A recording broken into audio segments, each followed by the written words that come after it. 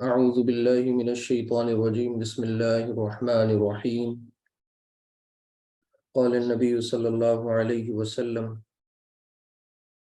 إن خير الحديث كتاب الله وخير الهدي هدي محمد صلى الله عليه وسلم وشر الأمور محدثاتها وكل محدثة بدعة وكل بدعة ضلالة وكل ضلالة في النار أو كما قال عليه الصلاة والسلام رب اشرح لي صدري ويسر لي أمري واحلل عقدة من لساني يفقهوا قولي رب يسر ولا تعسر وتمم بالخير ربنا لا تؤاخذنا إن نسينا أو أخطأنا آمين يا رب العالمين۔ نبی کریم صلی اللہ علیہ وسلم کا ایک بہت اہم فرمان، ایک بہت اہم آپ کا ارشاد آپ کے سامنے میں نے پڑھا ہے اپنی اس کلاس کے مناسبت سے۔ جیسا کہ ہم سب جانتے ہیں، ہم لوگ مرکبات ناقصہ الحمدللہ عربی زبان کے مکمل کر چکے، اور مرکبات ناقصہ کو اب ہم لوگ اپنے جملہ اسمیہ میں استعمال کر رہے ہیں۔ کل اس کا آغاز ہو چکا ہے۔ جملہ اسمیہ میں آپ نے یہ دیکھا کہ جملہ اسمیہ کے دو مین جو کمپوننٹس ہیں، دو اجزاء ہیں، وہ مبتدا اور خبر، اور آپ نے اس کے دونوں کے اصول بھی جان لیے تھے، ٹھیک۔ اس کے بعد آپ نے یہ دیکھا کہ جو چار مرکبات آپ نے پڑھے ہیں، مرکب اشاری، مرکب توصیفی، اضافی اور جاری، ان میں سے کون سا مرکب کس جگہ پر استعمال کیا جا سکتا ہے، یعنی مبتدا بننے کے لیے کون سے مرکبات ہیں ایلیجیبل، اور کون سے مرکب خبر کی جگہ پر آ سکتے ہیں، اور کون سے مرکبات دونوں جگہ پر آ سکتے ہیں۔ تو کل آپ نے الحمدللہ یہ اس کو ایگزامپل کے ساتھ ساری چیزوں کو سمجھ لیا تھا۔ ہاں، ایک پوائنٹ رہ گیا تھا، وہ یہ کہ مرکب جاری کے حوالے سے، کہ مرکب جاری جو ہوتا ہے وہ جملہ اسمیہ میں کیا ہوتا ہے۔ تو آج کی کلاس میں انشاءاللہ اسے بھی دیکھیں گے، پلس ہم لوگ کچھ پریکٹس کریں گے، اور یہ پریکٹس اس جملہ اسمیہ میں مرکبات کے استعمال کی آخری ہوگی۔ پھر انشاءاللہ آپ کل سے ایک بالکل نیا چیپٹر پڑھیں گے۔ آپ کو بتاتے چلیں کہ ہمارے اس پورے گرامر کے جو سلیبس ہیں، یہ چار بڑے پارٹس میں منقسم ہیں، ڈیوائیڈڈ ہے، جس میں سے ہم لوگ فرسٹ، سیکنڈ اور تھرڈ، یعنی ابھی ہم فرسٹ پارٹ پڑھ رہے ہیں اس کا، اور فرسٹ پارٹ میں ظاہر سی بات ہے ابھی کچھ چیزیں باقی ہیں۔ پھر اس کے بعد انشاءاللہ سیکنڈ پڑھیں گے، اور پھر تھرڈ پڑھیں گے۔ اس بیچ جو فورتھ پارٹ ہوگا اس کی کچھ چیزیں آپ کو ملتی جائیں گی تینوں حصوں میں، اور پھر کچھ آپ کو انالیسس کے دوران آپ کو سیکھنے کو ملیں گی۔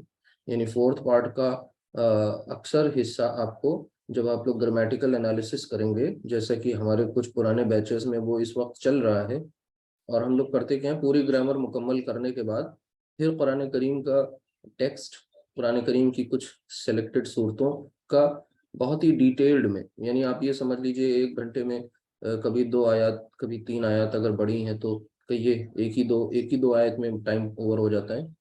تو اس کو بہت ڈیٹیلڈ انالیسس اس کا کرتے ہیں، اور اس میں سمجھتے ہیں کہ جو گرامر کی باریکیاں آپ نے اس کورس کے دوران سیکھی ہیں اس کو امپلیمنٹ کرتے ہیں انشاءاللہ، اس میں سب اپلیکیشن اس کی دیکھتے ہیں کہ کیسے کیا گرامر کے رولز اپلائی ہو رہے ہیں۔ تو یہ تو ایک اوور ویو آپ کا آ گیا۔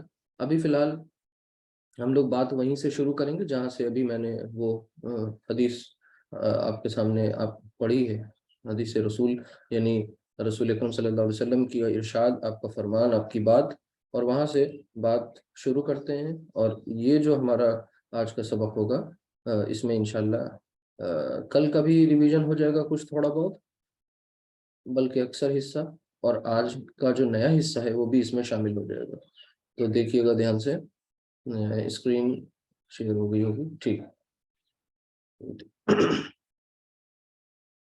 یہاں پر جو ہمارے سامنے جو اس حدیث کے الفاظ ہیں وہ میں سامنے لکھ رہا ہوں، دھیان سے آپ سب دیکھیے گا وہ کیا ہے۔ پہلے میں آج کے یہ جو چیپٹر ہم سب کا چل رہا ہے اس کو منشن کر دوں یہاں پر۔ بسم اللہ الرحمن الرحیم، چیپٹر کا نام ہے جملہ اسمیہ میں مرکبات کا استعمال۔ مطلب یہ آپ کو پتہ ہونا چاہیے کہ آپ لوگ کر کیا رہے ہیں. تو مرکبات آپ پڑھ چکے ہیں اور اب ہم لوگ جملہ اسمیہ میں مرکبات کا استعمال جیسا کہ کل کر چکے ہیں آج اسی سلسلے کو مزید آگے بڑھاتے ہوئے سمجھنے کی کوشش کریں گے. تو آپ کے سامنے ایک جو حدیث پڑھی گئی اس کے الفاظ کچھ اس طرح ہیں: ان خیر الحدیثی، لیکن وہاں پر میں خیر الحدیثی نہیں لکھوں گا، میں اس کی اوریجنل فارم لکھوں گا. خیر الحدیثی کیسے ہوا ہے یہ آگے انشاءاللہ جلدی ہی سمجھنے والے ہیں. ابھی ہم لکھیں گے خیر الحدیثی، یہ اس کی اوریجنل فارم ہے.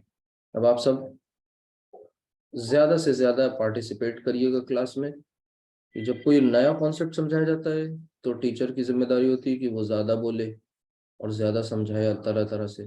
جب کوئی ٹاپک ریوائز ہو رہا ہوتا ہے، چیزیں پڑھی ہوئی سامنے آتی ہیں، تب بھی ٹیچر کی یہ ذمہ داری ہوتی ہے کہ وہ اسٹوڈنٹ سے پوچھے تاکہ یہ کنفرم ہو کہ چیزیں پراپر طریقے سے ڈیلیور ہو رہی ہیں یا نہیں ہو رہی ہیں.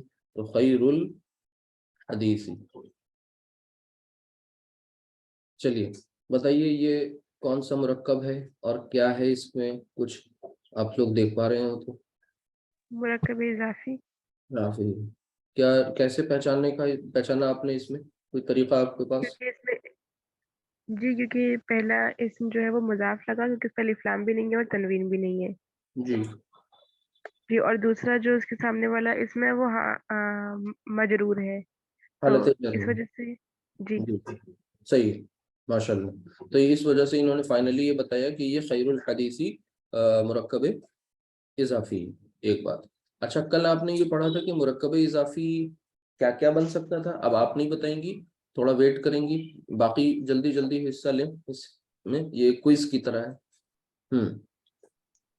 خیر الحدیثی یعنی مرکب اضافی کیا کچھ بن سکتا ہے جملے میں؟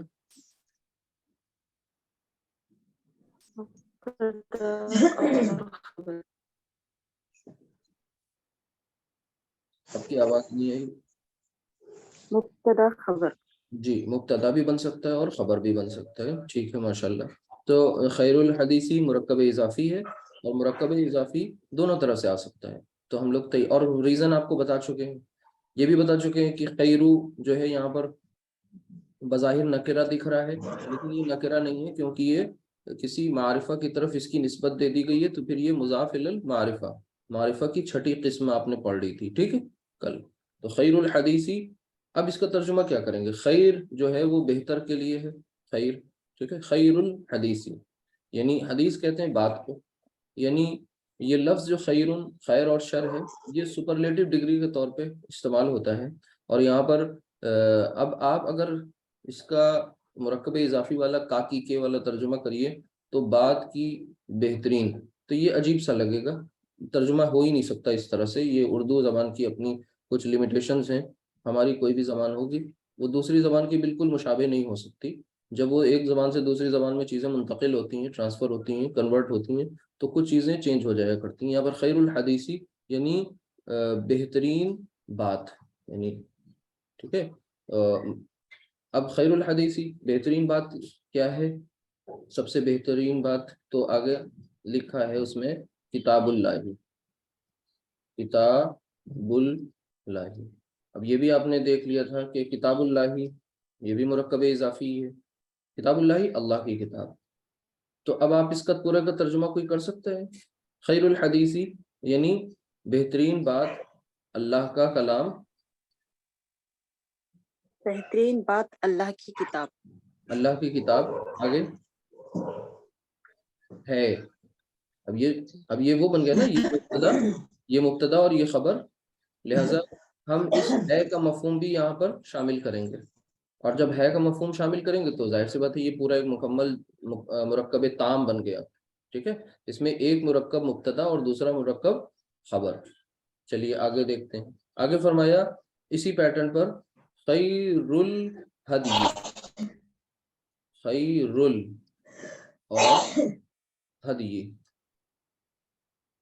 ہدی کہتے ہیں راستے کو، خیر الہدی یعنی اب وہی بات کہ بہترین راستہ، بہترین راستہ. ہدی کیا ہے؟ ہدی محمد،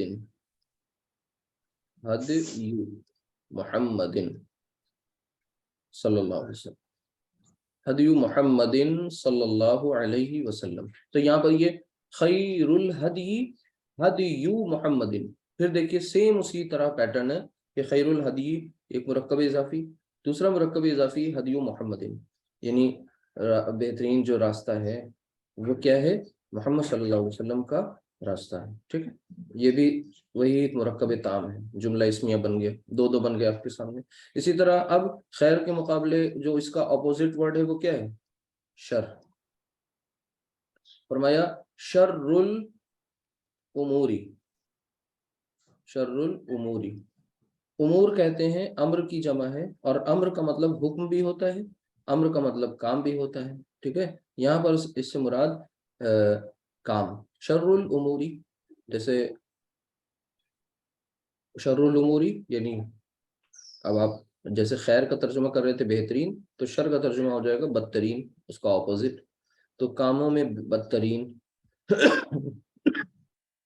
कामों का बदतरीन यानी बदतरीन काम, तो बदतरीन काम क्या है वो बताया गया कि कामों में सबसे बुरा काम है मुहदसातुहा, मुहदसातुहा।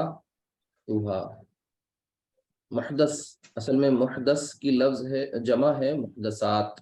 ठीक है, तो आत साउंड आ गई, आपने पता है आत साउंड कब आती है, मुहदसा। मुअन्नस के लिए जी नस, मुअन्नस के लिए। जी जी, मोनस जमा सालिम मोनस के लिए मुहदसा, मुहदसातुहा। यानी अब यहाँ पर अब आपने गौर करना है, शर्रुल उमूरी तो सेम उसी पैटर्न पर है जैसे खैरुल हदी, लेकिन मुहदसातुहा जो है इसको आपने बाइफरकेट करना है। मुहदसात एक इस्म है, उसके साथ एक जमीर मुत्तसिल यानी अटैच्ड जमीर हा इस्तेमाल की जा रही है। जब अटैच जमीर हा इस्तेमाल हो रही है तो इसका मतलब जब भी कभी कोई अटैच्ड जमीर किसी इस्म के साथ आ जाए तो वो पक्का मुरक्कब इजाफी होता है 100%, उसमें शक शुबे की गुंजाइश नहीं होती है। मुहदसातुहा, मुहदसात, मुहदस कहते हैं नई बात को। ठीक है, मुहदसात यानी नई नई बातें, उसकी नई नई बातें, यानी बदतरीन काम ये है कि नई बातें जो होती हैं। अब वो नई बातें किस कॉन्टेक्स्ट में है, जाहिर सी बात है यहाँ पर दीन के कॉन्टेक्स्ट में है, और किस दीन के कॉन्टेक्स्ट में, जिसके बारे में आप सल्लल्लाहु अलैहि वसल्लम का ही फरमान है कि अद्दीन युस्रुन, दीन आसान है।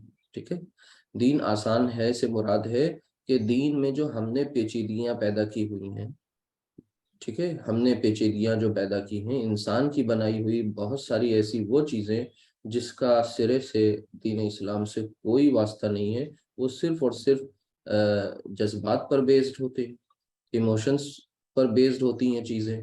ठीक है, अकीदत, गलत अकीदत पर बेस्ड होती हैं, और आबा और अजदाद से जो चली आ रही होती हैं चीज़ें। इंसान वहाँ पर अपनी अक्ल को, अपने जहन को ज़रा भी इस बात पर आमादा नहीं करता है कि हम जिन शख्सियात से मोहब्बत करते हैं, यानी अपने बड़ों से ज़्यादा सबके दिलों में मोहब्बत, सबसे बड़ों से बड़े कौन है, अल्लाह के नबी सल्लल्लाहु अलैहि वसल्लम। आप सल्लल्लाहु अलैहि वसल्लम से हमारी मोहब्बत किसी से ढकी छुपी नहीं है, लेकिन बदकिस्मती से ये मोहब्बत सिर्फ और सिर्फ ज़बान के सतह तक है।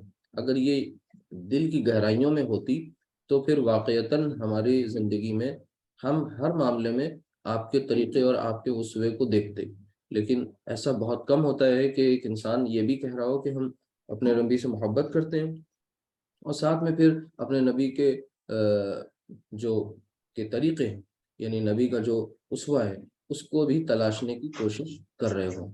ऐसा बहुत कम देखने में आता है। अल्लाह ताला हम सबको तौफीक दे। तो यहाँ पर मुहदस का मतलब हरगिज़ ये नहीं है कि हम बहुत सारी वो चीज़ें जो आज अपनी ज़िंदगी को आसान बनाने के लिए कन्वीनियंस के तौर पर इस्तेमाल की जाती हैं दुनियावी उमूर में, उनको फिर मुहदस नहीं कहेंगे। यहाँ पर जाहिर सी बात है दीन के कॉन्टेक्स्ट में अब आगे और बात वाज़ेह कर दी गई कि ये जो मुहदसात हैं इनके बारे में कहा गया कुल्लु, कुल्लु, कुल्लु। अब ये कुल्लुन लफ्ज़ है, लेकिन चूंकि ये मुजाफ बनना चाह रहा है लिहाजा ये तनवीन ड्रॉप हो गई, कुल्लु, और आगे फरमाया मुहदसतिन, محدثۃ. اب یہ وہی آگے دیکھیے محدث واحد ہے اور محدثات اس کی جمع ہے. تو محدثۃ یعنی ہر، اب یہاں پر کلو کا مطلب ہوتا ہے کل، جیسے ٹوٹل، ٹھیک ہے، ہر ایک محدث، ہر ایک نئی بات کیا ہے؟ بدعت. ہر ایک نئی بات کیا ہے؟ اس کے بارے میں فرمایا گیا بدعت. ٹھیک ہے، کل محدثۃ بدعت، بدعت. ٹھیک ہے، کیوں بن رہا ہے بدعت؟ کیونکہ یہ خبر بن رہا ہے، اور کل محدثۃ یہ مرکب اضافی ہے، یہ مبتدا بن رہا ہے. تو کل محدثۃ بدعت. اور اب جب آپ وقف کر دیں گے تو ایسے پڑھیں گے کل محدثۃ بدعہ. تجوید کے قاعدے اپلائی کر دیں گے، کل محدثۃ، تم آپ کو پتہ ہے با آگے آ جاتا ہے تو وہ میم کی آواز دینے لگ جاتا ہے. بہرحال کہنے کا مطلب یہ ہے کہ کل لفظ جو ہے عربی کا، یہ ہر ایک کا مفہوم دیتا ہے، یعنی کل محدثۃ، ہر ایک محدث، ہر ایک نئی چیز بدعت ہے. ٹھیک ہے، تو کس میں نئی چیز؟ یعنی ظاہر سی بات ہے دین اسلام میں، جس کے بارے میں اللہ سبحانہ تعالیٰ نے فرما دیا کہ الیوم اکملت دینکم واتممت علیکم نعمتی ورضیت لکم الاسلام دینا. ٹھیک ہے، دین مکمل ہو گیا. اب ہم اگر کوئی نئی چیز لا رہے ہیں محض اپنے جذبات کی بنیاد پر، دین میں نئی چیزیں لا رہے ہیں، شامل کر رہے ہیں، تو اس کا مطلب کہیں نہ کہیں ہم اس دین کو جو ہمیں ملا ہے اسے ہم نعوذ باللہ معاذ اللہ انکمپلیٹ سمجھ رہے ہیں. تو یہاں پر ٹھہر کر کے سمجھنے کی ضرورت ہے، خود سے سوال پوچھنے کی ضرورت ہے. ایک منٹ کسی کا مائک جو ہے وہ آپ لوگ میوٹ رکھیں، جب جواب دیں گے انشاءاللہ تو ان میوٹ کر لیجیے گا. تو یہاں پر یہ نازک مقام ہے، مشکل مقام ہے کہ ہر ایک انسان یہ تو سمجھتا ہے کہ سامنے والا بدعت میں مبتلا ہے، ٹھیک ہے، لیکن خود میں بدعت نہیں تلاش کرتا. تو ہمیں یہی کرنا ہے کہ اپنے اندر دیکھنا ہے کہ ہم نے کون سی دین میں نئی نئی چیزیں ایجاد کی ہوئی ہیں جن کو اللہ سبحانہ وتعالیٰ کے حبیب صلی اللہ علیہ وسلم نے ناپسند فرمایا ہے. جب اللہ کا رسول کسی ایک چیز کو ناپسند کر رہے ہیں تو پھر ہماری کیا مجال کہ ہم اس چیز کو پسند کرنے لگ جائیں. ٹھیک ہے، تو کل محدثۃ بدعہ. آگے پھر اس کے بعد آیا فرمایا مزید اس کو واضح کرتے ہوئے کہ کل بدعت. اب آپ دیکھیے جیسے ہی یہ مضاف بنا تو وہ یہاں پر ہے بدعت، یہی لفظ جو ہے بدعتن ہو گیا. کل بدعتن کیا ہے؟ آگے فرمایا ضلالۃ. ضلالہ یعنی گمراہی، ضلالۃ. اب صرف آپ گرامر نہیں سیکھ رہے ہیں، آپ الحمدللہ یہاں سے اس حدیث کو، جس کو یاد کرنا بڑا مشکل ہوتا ہے، ٹھیک ہے، یہ جمعے کے خطبوں میں آپ صلی اللہ علیہ وسلم کا معمول تھا کہ جو بھی عیدین کا، جمعہ کا جو بھی خطبہ دیتے تھے اس مسنون خطبے میں اس حدیث کو ضرور شامل کرتے تھے، مطلب اس کا لازمی حصہ تھا. آج بھی ہمیں خطبوں میں یہ باتیں سننے کو ملتی ہیں، لیکن بدقسمتی سے ہم اس کا مفہوم نہیں سمجھ رہے ہوتے. اکثریت ہم میں سے جو تعلیم یافتہ طبقہ ہے، انٹیلیجنٹ اپنے آپ کو مانتا ہے، اس کی بات میں کر رہا ہوں. جو ناخواندہ طبقہ ہے اس کی تو کوئی بات ہی نہیں، بیچارہ وہ تو ویسے ہی ہر معاملے میں ہینڈ ٹو ماؤتھ ہے، وہ پریشان ہے، اپنے مسائل میں گرفتار ہے. لیکن جن لوگوں کو اللہ سبحانہ وتعالیٰ نے فراغت دی، مہلت دی، فرصت دی، ریسورسز دیے، نعمتوں سے نوازا، ٹھیک ہے، علم ان کے پاس ہے، دولت ان کے پاس ہے، مال ان کے پاس ہے، سب کچھ ہے، لیکن اب انہوں نے اللہ کی کتاب کو، رسول کے فرمان کو، رسول کی طریقے کو سمجھنے کی کوشش نہیں کری. تو کل بدعت ضلالۃ کہ ہر ایک بدعت ضلالہ یعنی گمراہی ہے. ٹھیک ہے، اور پھر اس کے بعد کلو آگے فرمایا. دیکھیے کتنا اللہ کے رسول کا صلی اللہ علیہ وسلم کا سمجھانے کا طریقہ دیکھیے کتنا آسان اور عام فہم، ایک ایک بات کو کتنا ایکسپلین کرتے ہوئے. کل ضلالۃ کیا ہے؟ ہر ایک ضلالت، ہر ایک گمراہی. آگے دیکھیے لاسٹ میں فن ناری وہ جہنم میں ہے. عجیب بات ہو گئی، اصل میں جہنم میں لے جانے والی ہے. ٹھیک ہے، اب کچھ چیزیں یہاں، اب وہی جو میں نے بتایا نا کہ آج ہم لوگ وہ چیز پڑھ لیں گے جو کل آپ نے نہیں پڑھی تھی. وہ کیا نہیں پڑھی تھی؟ کہ کوئی بھی مرکب جاری کسی بھی جملہ اسمیہ میں کیا کچھ ہوتا ہے اسے دیکھ لیجیے گا. تو یہ سب کے سب یہاں پر جملے ہیں اور پھر ان کو واو سے عاطفہ سے عطف سے جوڑا گیا ہے. شروع میں ان کے انا آیا ہے. حدیث کی کنسٹرکشن کچھ اس طرح سے ہے: ان خیر الحدیث کتاب اللہ و خیر الہدی ہدی محمد صلی اللہ علیہ وسلم. ٹھیک ہے. وشر الامور محدثاتها وکل محدثۃ بدعہ وکل بدعۃ ضلالہ وکل ضلالۃ فی النار. تو یہ ہے پوری حدیث. لیکن اس میں نے انا نہیں لکھا, میں نے واو کہیں نہیں لگایا. کیوں؟ آپ کو ہم سمجھا رہے ہیں اس میں سے وہ ٹیکسٹ جو آپ کو سمجھانا مقصود ہے. انا پڑھنے والے ہیں, جلدی ہی جب پڑھیں گے تو وہ بھی بات سمجھ میں آ جائے گی کہ یہ جو خیرو خیرہ ہوا, شرو شرہ ہوا, کلو کلہ ہو گیا, یہ کیوں ہوا, یہ آگے پڑھیں گے انشاءاللہ. بہرحال یہاں پر آپ نے اب تک جو بھی کچھ سامنے لکھا ہوا ہے اس میں سے جو آخری والا حصہ ہے بالکل لاسٹ میں نے ایرو بنایا, اس میں غور کریں ابھی آپ سب, تو آپ کو یہ پتہ چلے گا کلو ضلالتن یہ تو مرکب اضافی ہے. لیکن فن ناری یہ کون سا مرکب ہے؟ فن ناری مرکب جاری. مرکب جاری. جب فن ناری مرکب جاری ہے اور یہ کیا بن کے آ رہا ہے یہاں پر, ظاہر سی بات ہے خبر کی جگہ پر آ رہا ہے. ٹھیک, ابھی آگے ہم لوگ اس کے بارے میں تفصیل سے پڑھیں گے کہ مرکب جاری کیا کچھ جملے میں بن سکتا ہے. ٹھیک ہے, اس کی اور بھی مثالیں سامنے آئیں گی. تو اتنا تو فیکٹ ہو گیا کہ مرکب جاری مبتدا کی جگہ نہیں آ سکتا. ٹھیک, ایک بات. کل آپ نے ایک چیز پڑھی تھی کہ مرکب توصیفی اور مرکب اضافی یہ دونوں کے دونوں باتوں میں دونوں جگہ پر آ سکتے ہیں, مبتدا بھی خبر بھی. مرکب اضافی اور توصیفی بتا دیا میں نے. اس کے بعد کون سا مرکب آتا ہے؟ اشاری. مرکب اشاری جو ہے جس میں اشارہ مشار الیہ ہوتا ہے وہ مبتدا بن سکتا ہے, خبر کی جگہ کبھی نہیں آئے گا.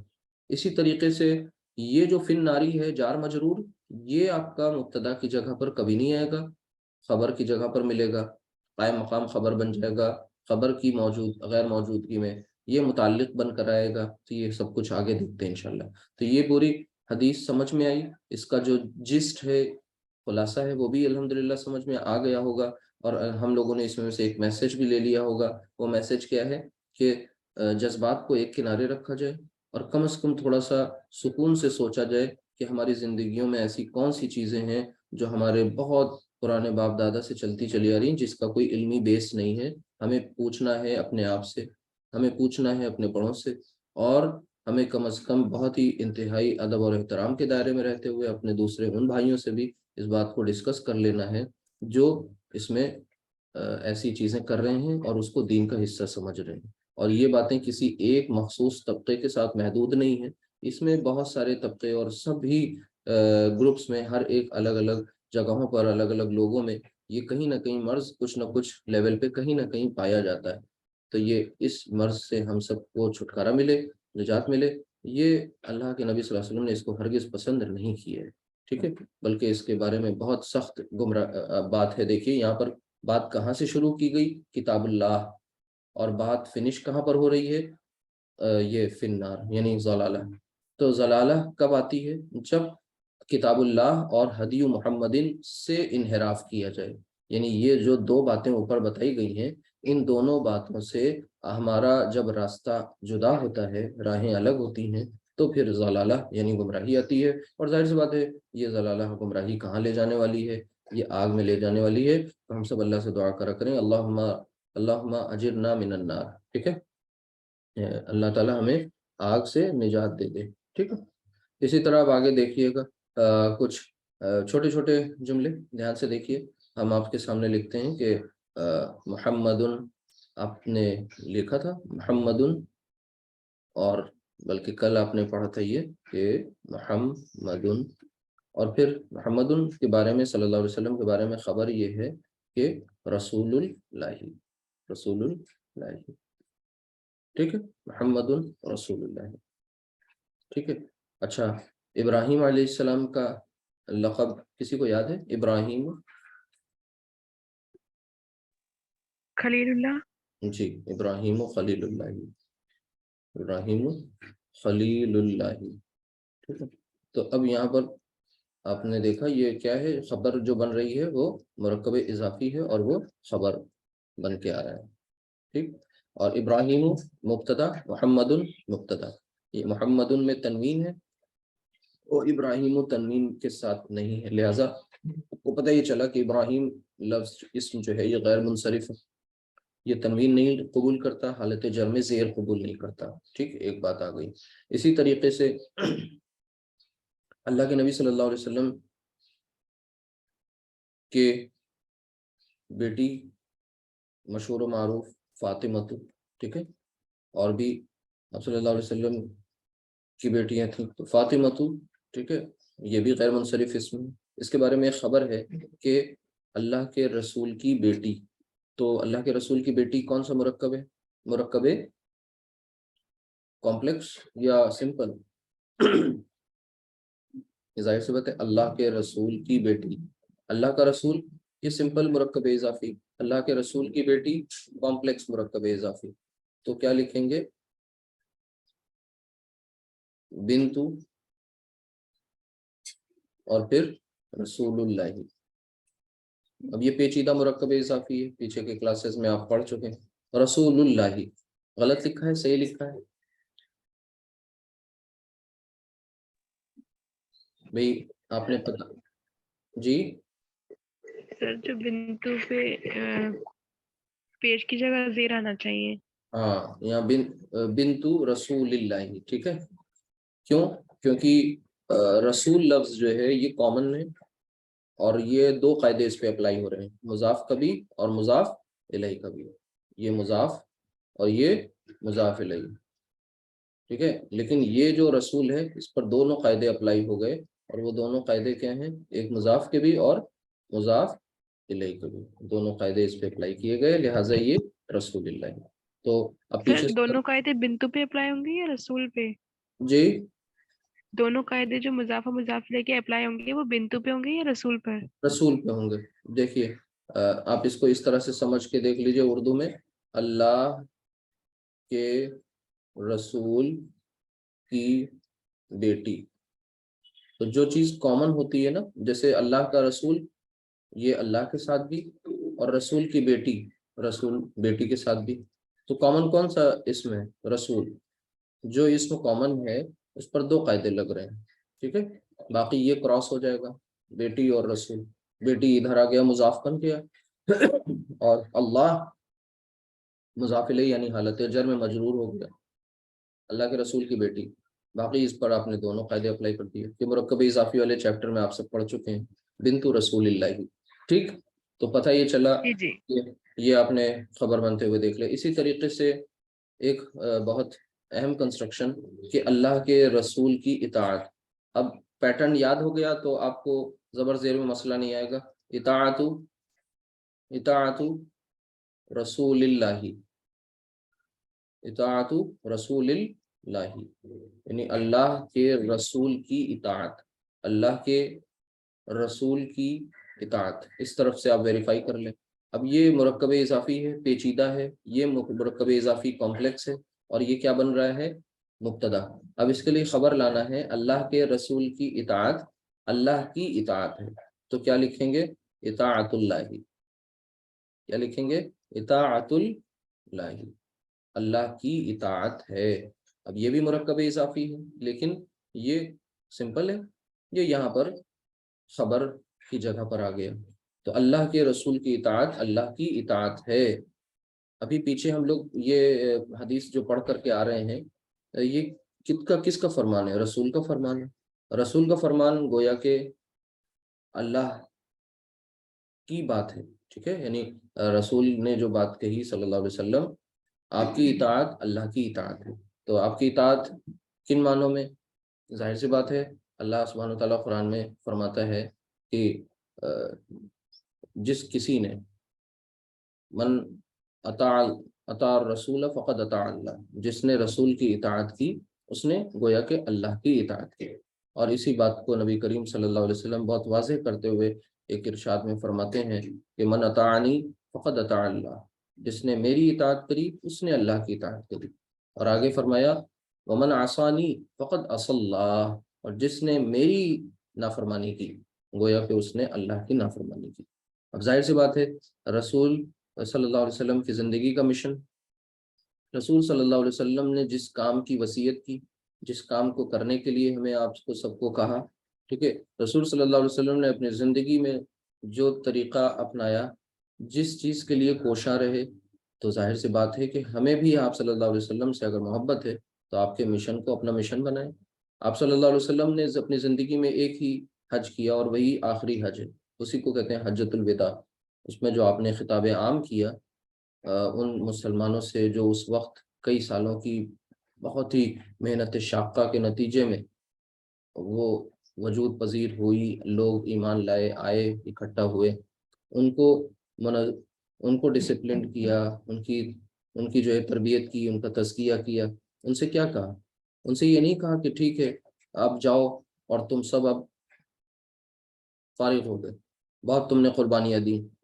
آپ سوچئے کہ حجۃ الوداع کے موقع پر جو بتایا جاتا ہے کہ کم و بیش 1 لاکھ کے قریب جو مجمع تھا، وہاں پر آپ صلی اللہ علیہ وسلم جو خطاب کیا تو پہلے انسانیت کا، مساوات کا، ایکولیٹی کا، ہیومینٹی کا درس دیا، اور پھر اس کے بعد ایک بہت اہم بات کہی، وہ یہ کہی کہ فَلْيُبَلِّغُ الشَّاهِدُ مِنَ الْغَائِبِ، کہ یہاں پر جو شاہد موجود ہیں ان کی یہ ذمہ داری ہے کہ وہ ابلاغ کریں، پہنچا دیں ان باتوں کو جو یہاں پر لوگ موجود نہیں ہیں، ان تک یہ بات پہنچا دیں۔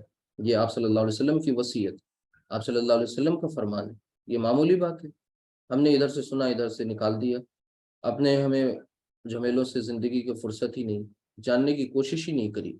تو جب، اور آپ کا یہ بھی ایک فرمان ہے کہ بلغوا انی ولو آیا، ایک بات بھی تم تک پہنچ جائے تو اس کو آگے پہنچا دو۔ ایک آیت بھی تمہیں معلوم ہے اس کو پہنچاؤ، انتظار مت کرو کہ علم کی تکمیل ہوگی تو آگے بڑھیں گے، تکمیل علم نہیں ہوگا۔ جو بھی کچھ ہمیں معلوم ہے ہمیں اس کو ویریفائی کرنا ہے اور پھر آگے اس کو پہنچانا ہے، ٹھیک ہے۔ تو یہ ہماری ذمہ داری ہے۔ کس تک؟ سب سے قریب ترین لوگ جو ہیں ہمارے، ہم ان سے اپروچ کریں، ان سے شروعات کریں، بلکہ ہم سے سب سے قریب ہمارا اپنا نفس، ٹھیک ہے، اس سے باتیں کریں، اس سے سوال کریں، اس کو کنونس کریں۔ ایک بات تو یہ تو اہم بات تھی کہ اللہ کے نبی صلی اللہ علیہ وسلم نے کیا ہمیں وصیت کی۔ تو اس وقت صحابہ اکرام کی جو جماعت تھی، انہوں نے یہ نہیں کیا کہ ان سے کہا جاتا کہ دیکھیے اب آپ نے بہت قربانیاں دیں، کسی نے اپنے ماں باپ کو کھویا، کسی نے اپنی زندگی سے ہاتھ خود دھویا، کسی نے بہت پریشانیاں جھیلی، مصیبتیں جھیلی، اب آپ جائیے سکون سے، آرام سے اپنے گھروں کو رخصت ہو جائیے اور وہاں خوب آرام کیجیے، اب آپ سب کی چھٹی نہیں۔ اتنی بڑی محنت قربانی دینے کے بعد جب یہ موقع آیا، لوگ جمع ہوئے، ٹھیک ہے، تو وہاں پر پھر ایک نیا مشن دے دیا، ایک نیا کام دے دیا، جاؤ نیا کام، نیا مشن سے مراد اب ایک نئے مشن کی طرف چل پڑو۔ وہ مشن کیا ہے کہ ہماری ان باتوں کو، تمہاری ذمہ داری ہے، اگر تم ہمیں اپنا سمجھتے ہو تو ان کو آگے پہنچاؤ۔ تو یہ رسول کی اطاعت، اللہ کی اطاعت، پھر اس کے بعد یہ ساری چیزیں آپس میں انٹر کنیکٹڈ ہیں، اور ان کو اس طرح سے سمجھنا ہے، پھر واقعی طور پر اپنے لیے کوئی ایک نکالنا ہے راستہ۔ آگے دیکھیں، اسی طرح ایگزامپلس بھی دیکھتے جائیں، اور ساتھ ہی ساتھ کچھ بات بھی ہوتی چلے۔ یہاں پر اب آپ کے سامنے کچھ اور بھی کنسٹرکشن آ رہی ہیں اس حوالے سے جو میں نے مرکب جاری کی بات کہی تھی کہ کل ضلالۃ فی النار، ٹھیک ہے۔ تو مرکب جاری کیا کچھ ہو سکتا ہے جملے میں؟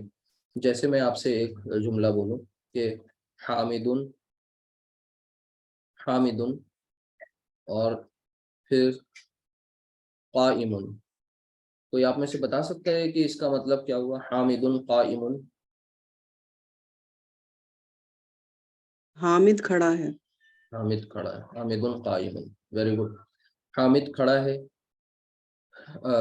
حامد مبتدا اور قائم اس کی خبر، ٹھیک ہے۔ یہ جو خبر ہے اس کے بارے میں ایک بات اہم یہ ہے کہ خبر آپ کی کیا ہونی چاہیے؟ مرفوع پلس نکرہ، کیا ہونی چاہیے؟ مرفوع یعنی حالت رفع میں، اور ساتھ ہی ساتھ نکرہ۔ اور اس کے بارے میں کیا خاص بات ہے کہ یہ بھی آپ مرفوع رکھتے ہیں، لیکن مرفوع کے ساتھ ساتھ اسے آپ کیا رکھتے ہیں؟ معرفہ۔ اب یہ باتیں آپ کو الگ سے نہیں بتانی ہوں گی کیونکہ آپ سمجھتے ہیں نکرہ معرفہ کیا ہوتا ہے، مرفوع منصوب مجرور کیا ہوتا ہے۔ تو مبتدا کے تعلق سے یہ رزلٹ نکلا کہ مبتدا ہونا چاہیے مرفوع حالت رفع میں، اور خبر بھی حالت رفع میں ہی ہے، لیکن دونوں میں فرق کیا ہے؟ یہ معرفہ اور یہ نکرہ۔ چلیے اب آگے اسی کے سامنے ایک پوائنٹ ہم ایڈ کر لیتے ہیں. ہم کہہ رہے ہیں کہ وہ کھڑا کہاں ہے؟ وہ کھڑا ہے علل کرسی. کہاں کھڑا ہے؟ کرسی پر کھڑا ہے. تو آپ نے لکھ دیا علل کرسی. کرسی، ٹھیک ہے، وہ کرسی پر کھڑا ہے. ایک منٹ، سنگل زیر کیونکہ الف لام داخل کیا. تو حامد قائم علی الکرسی، حامد کھڑا ہے کرسی پر. اب آپ غور کریں، ابھی تک کہ آپ کو جملے میں صرف کیا ملتا تھا بتائیے؟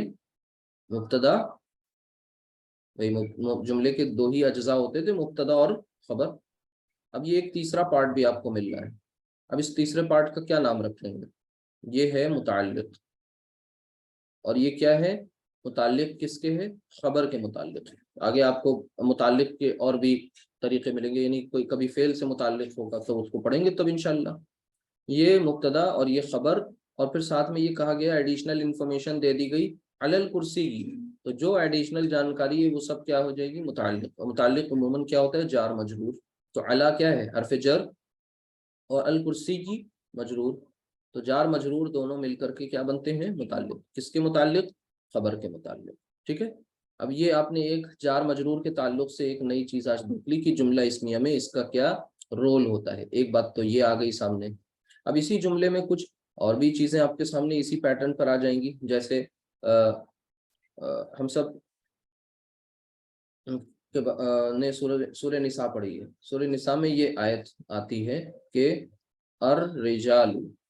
رجال، رجال کس کی جمع ہے؟ رجل کی. رجل مینس آدمی.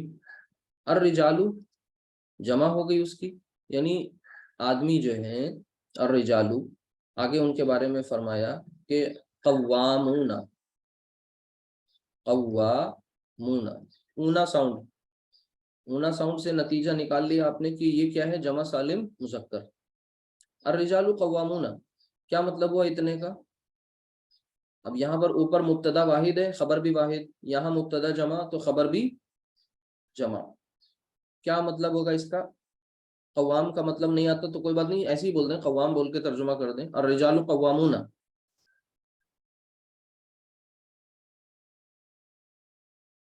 مرد قوام ہیں. ٹھیک ہے، مرد قوام ہیں. ٹھیک ہے، کن پر؟ آگے فرمایا علی النساء. علی النساء،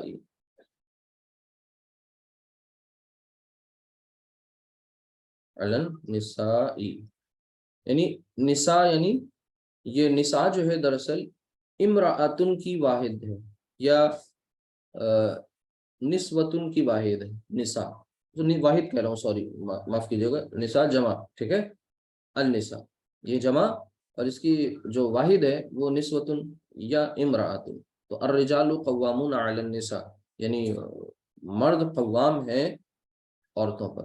تو قوام سے مراد یہاں پر یہ نہیں ہے کہ ہنٹر لے کے کھڑے ہوں اور ہر وقت قوامیت اپنی بتائیں، نہیں، بلکہ قوام کا مطلب یہاں پر ہے کہ وہ اللہ سبحانہ وتعالیٰ نے جو فیملی کا ایک انسٹیٹیوشن بنایا ہے، اس فیملی کے انسٹیٹیوشن میں ایک سربراہ خانہ بنایا ہے، یعنی ایک ہیڈ آف دا فیملی.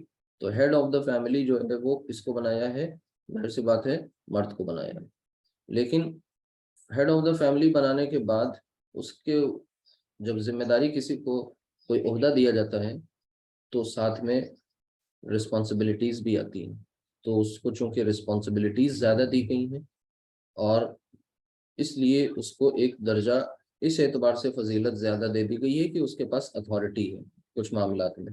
اب وہ اتھارٹی کا اگر وہ بے جا استعمال کرے، غلط استعمال کرے، تو ظاہر سی بات ہے اللہ سبحانہ وتعالیٰ کے ہاں پھر اس کا علاج بھی ہے. تو اتھارٹی جب بھی آتی ہے ساتھ میں رسپانسبلٹی لے کر کے آتی ہے، یعنی ذمہ داریاں لے کر کے آتی ہے. تو یہ بات ہمیں سمجھنی ہے. تو یہ ہو گیا. تو یہ الرجال قوامون علی النساء، یہاں پر یہ علی النساء جو ہے، یہ حصہ جو ہے متعلق، یہ خبر، یہ مبتدا.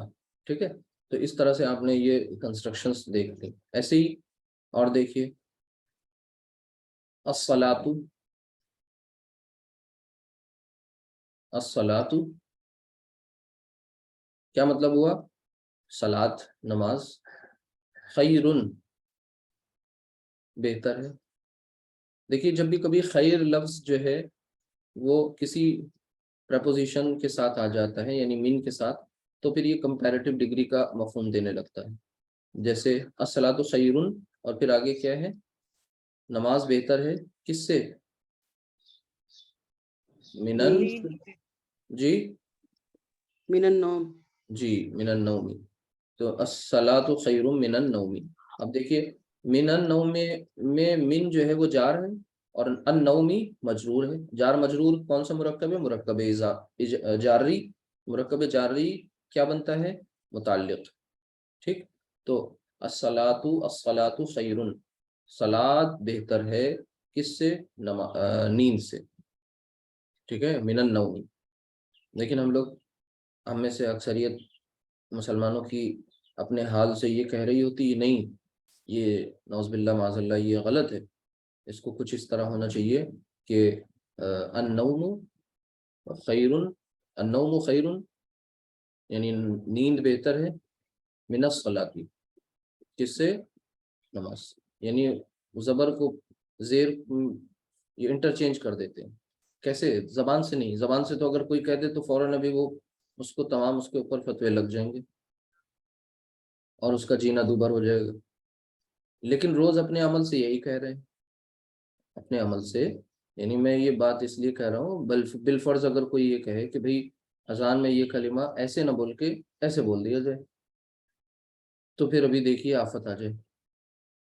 لیکن خود اپنے عمل سے وہی کر رہے ہیں، زبان سے تو نہیں کہہ رہے ہیں، لیکن روز اپنے عمل سے انسان، مرد، بچے، بوڑھے، جوان، عورتیں، سب یہ بات، اکثریت ہماری گھروں کی یہ بتا رہی ہے کہ بھئی نیند میں جو مزہ ہے وہ نماز میں کہاں مزہ ہے. تو ہم سب اپنے آپ سے پوچھیں کہ کیا واقعی ایسا ہی کچھ ہمارے ساتھ بھی؟ دوسرے کا جائزہ لینے سے پہلے اپنا لے لیں.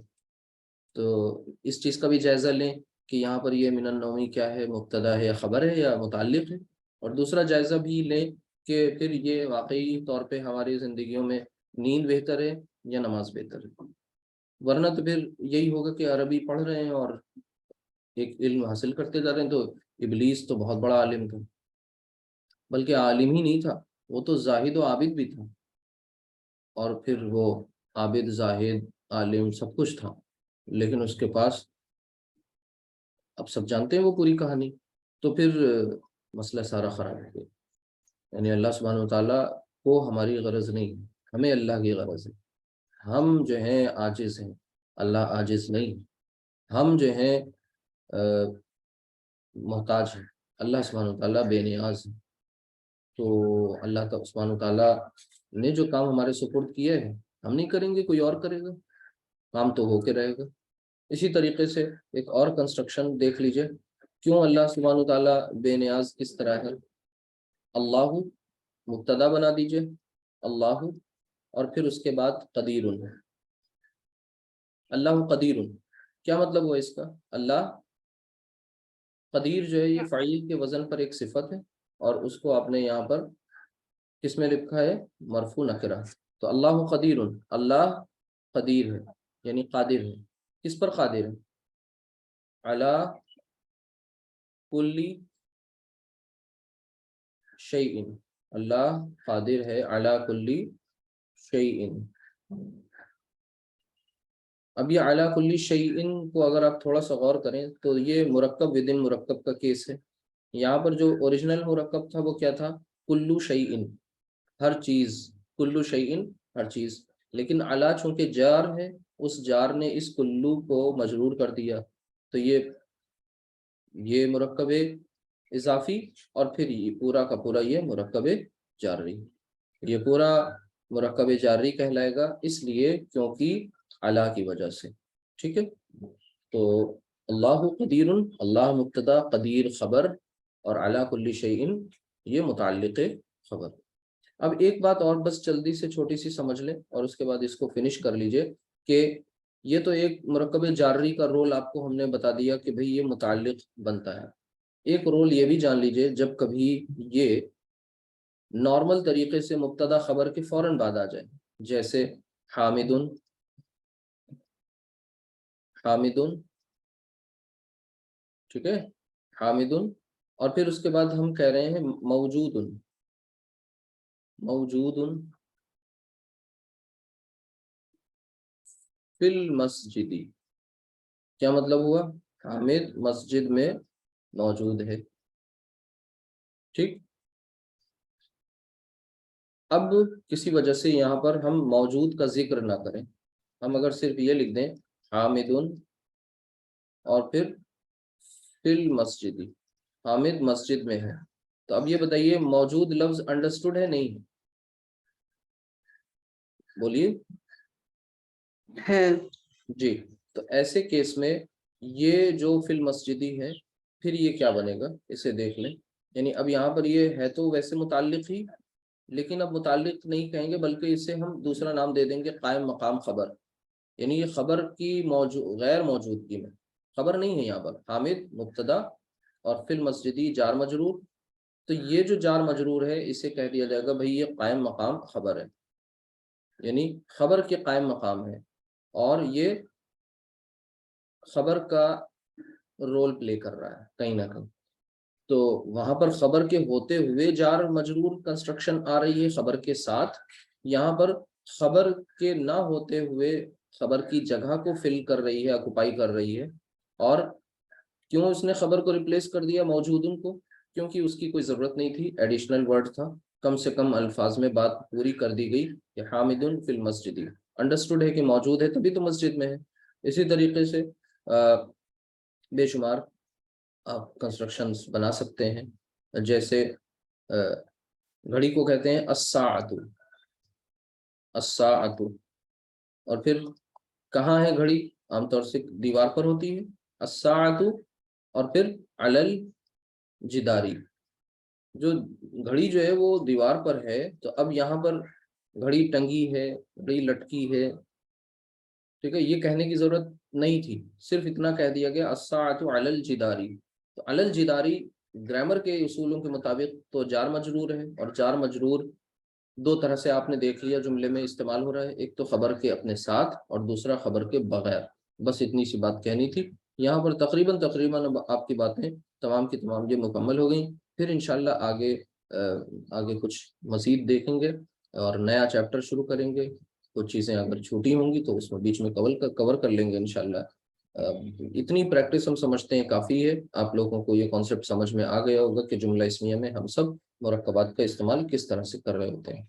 تو فی الحال اتنا ہی آج کے لیے. سبحانک اللہم وبحمدک، اشہد ان لا الہ الا انت، استغفرک واتوب الیک. السلام علیکم ورحمۃ اللہ وبرکاتہ.